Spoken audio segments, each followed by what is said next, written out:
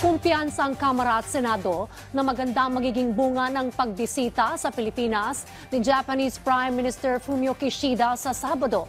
Inaabangan na rin ang pagbisita ng Japanese leader sa Batasang Pambansa kung saan magsasagawa ng joint special session ang Kamara at Senado. Yan ang ulat ni Mela Lesmora. Sa isang espesyal na pagkakataon, magdaraos ng joint session ang Senado at Kamara sa Sabado kasama si Japanese Prime Minister Kishida Fumio. Sa joint statement ng dalawang kapulungan ng Kongreso, nakasaad na nakatakdang maghatid ng talumpati ang Japanese leader sa naturang session bandang alas 11 ng umaga sa November 4. Kumpiyansa ang Senado at Kamara na maganda ang maidudulot ng pagtitipon at nagpapasalamat sila kay Prime Minister Kishida sa pagpapaunlak sa imbitasyon ng Kongreso.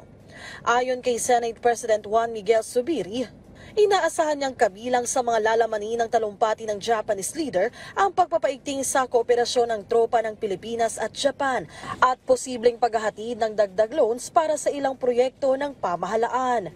Habang sabi naman ni House Speaker Martin Romualdez, bukod sa talumpati, kumpiyansa siyang maraming bagong oportunidad ang mabubuksan para sa mga Pilipino mula sa iba't ibang aktibidad ng Japanese Prime Minister sa bansa. Mela Lesmora para sa Bayan.